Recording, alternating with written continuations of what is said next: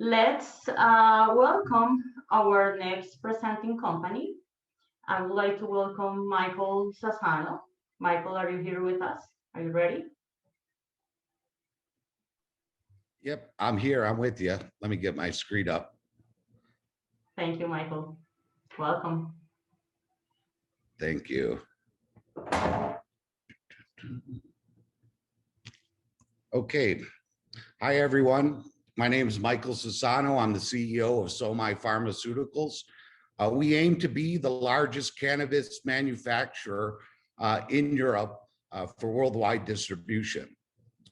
Our facility, current phase is 34,000 square feet and can grow up to 120,000 square feet. A little bit about myself. A lot of you in Las Vegas may know me because I'm the founder. I was the founder of Solaris Farms, which recently in 2020 did a merger with the dispensaries, the Sanctuary. And but a lot of you don't know a lot of my other projects. So I've been involved in over 15 construction projects in cannabis over the last 6 years. I've invested and worked with 48 different companies to date. And when you look at Europe, I want you to think about experience matters. A little bit about the European market.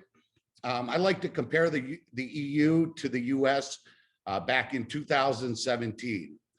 However, in the EU, there's 26 of the 27 member states are already approved to medical. And there's 50 total countries in the entire European continent. The EU is a global market. And as Boris Johnson recently said, the EU will be the largest cannabis market in the world. And we're going there because it has worldwide distribution capabilities, unlike the US. And that's not really surprising. There's 760 million people on the European continent. And Europe's already going into standardized production with EU GMP, something that the US hasn't done. And you're looking at distribution through pharmacy networks. And they have over 100,000 pharmacies just in the EU alone, 200,000 on the continent. That's 1/4 the amount that are in the United States alone. So what's driving the European market? In December of 2020, the UN rescheduled cannabis to be a medicine, something the US has yet to do. You saw also GW Pharma was bought by Jazz for $7 billion. In fact, you also saw in February, the London Stock Exchange opened up to medical cannabis uplistings. And the last 3 deals, which are very small compared to the US market, startups have reached $100 million market caps. Also, you saw Curaleaf, they paid over $286 million, including investment capital for EMAC, which just a few years ago was a startup itself. The current, when you look at the landscape, you see a lot of giants out there. Tilray, Canopy, EMAC, Aurora. But one thing to keep in mind, all of these companies and their headquarters are actually looking to get into the US, and they're depriving their European counterparts of much needed cash in order to expand later, mostly because, as we all know from 2019, the Canadians put a lot of money into betting on the opening of Europe, and it didn't happen. Well, it's currently going on now. In Europe, you can buy biomass from South Africa, South America, Canada. You can buy products from other countries. You can distribute to other countries. And the problem is they've concentrated strictly on growing. And this is becoming a problem for doctors because they don't know how to prescribe a joint. Somai Pharmaceuticals only concentrates on producing pharmaceutical grade products like gel caps, drops, transdermal patches. We will create more IP wealth in the company because all our products will be registered as pharmaceutical grade. While others are supporting grows, we're generating IP and registering products. Selling directly to pharmacies requires this kind of standardization. And with over 200,000 pharmacies to reach, just kind of imagine if you had to supply one product to all those pharmacies once a month, or once a week, or once daily, or multiple products per week, just think about the volume of that and the scale you have to think about. It's not the scale you're looking at when we were developing states and we were looking at smaller models that can scale up. Here we have to also look, because the market's fairly small at this point in time, to scale up to a global market. We picked Portugal as our hub for manufacturing. And the reason is Portugal's one of the most, not just because we're there, but it is the #1 place to do cannabis today. As I said, our facility can scale up to 120,000 square feet. Notably, we only pay 14,000 euros a month for this location, which is 20 minutes outside of Lisbon, right near the airport, and was a former pharmaceutical distribution center.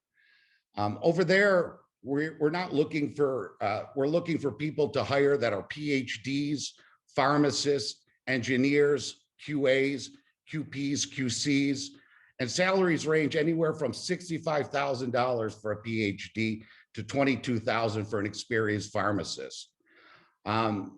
The European culture also is one more of herbal medicine, and they understand extracting from the plants. Whereas the US market, the FDA, is more of a synthetic-based medical market. Obviously in the recreational market, that doesn't exist at all. And we don't need dispensary networks, and we don't have to wait for dispensaries or put capital into dispensaries in order to dispense.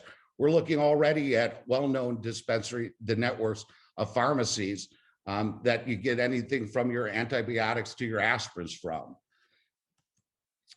Our company tracks over 500 cannabis companies in the global space now, except for the United States, for our European venture. We have over 58 biomass supply deals currently today. We have 68 distribution deals with main distribution hubs in Germany, UK, Switzerland, Israel, and Brazil. Michael, do you have 6 minutes left? We have an Irish holding company that will carry all of our IP. And let me just try to speed through. We just opened up a new round 2 months ago. We're looking to raise up to 14.8 million. We have $2 million left to go. Our break even was 9 million. We've clearly gone well past that. We expect a London uplisting in Q1 2022, and we expect to break the ceiling on the 100 million valuations of the current listings that are existed right there. We're also a prime target for any US MSO when they pick up their head and take a look at Europe.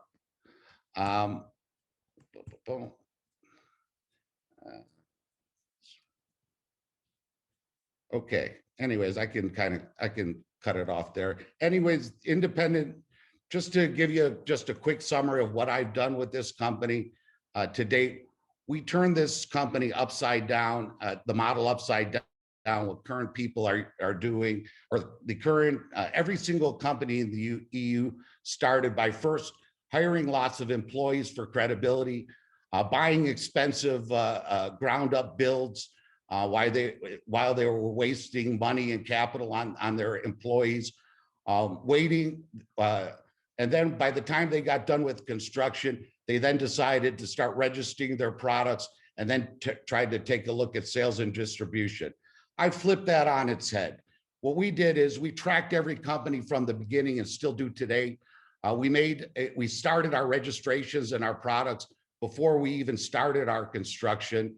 As we got into our construction, I made sure to time the lease buy of the building to the exact day that I had all of the plans built, so that I didn't waste any money on rental while I was going. And we'll hire in the employees later because we know how to run these companies and we know what's needed in order to do it. As of today, we're funded. Investors have an advantage in our company.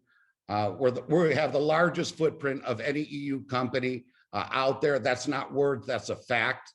We're scalable for the global market. We have more experience than the current groups out there, or even the starting groups out there. We're stressing IP sales, profitability. We're a perfect target for an MSO. We are going to go public, and our reporting is precise.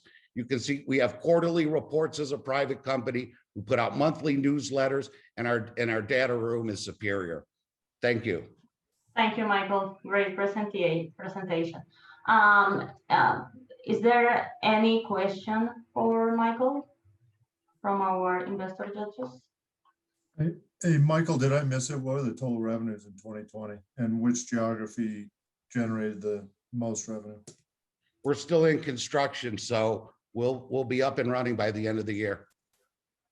Okay, so what are your revenues expected for 2021? 2021, there's no revenues for 2021. 2022, 1 million, 2023, 12 million, 2024, 36 million. Okay, thank you. Thank you, Daniel. Do you have any questions? And then Princess? How much do you have left of the round, Michael? $2 million left. 9 million was our break even. We're past that. We just increased it 2 months ago. Michael, when you said that you were interested in going public, is that going public in the UK space, or does it matter?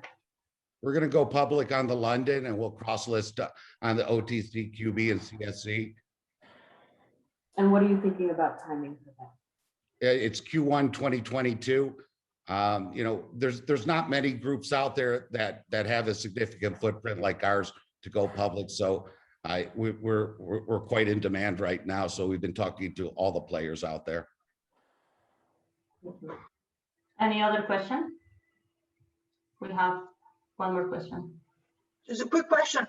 So you're based a little bit everywhere. I mean, you have distributions. And what about Portugal? Why Portugal? I know Portugal is one of the leading countries. I mean, in Europe, starting with some scientific plan. But didn't they allocate only the license to cultivate in a commercial way to only one company? Are you going to cultivate there? No. When I talked with Infomed, I told them I wanted a standalone facility. I don't want to make the mistakes of oversupply. There's so many growers. We have so many bio deals. And the number one reason for Portugal is speed to market. Infomed, which is the health authority that regulates medicine, has gotten the likes of Tilray, Cleaver Leaves, EMAC, spent hundreds and hundreds of millions of dollars in order to educate them as the cannabis products and get those products approved and onto the market.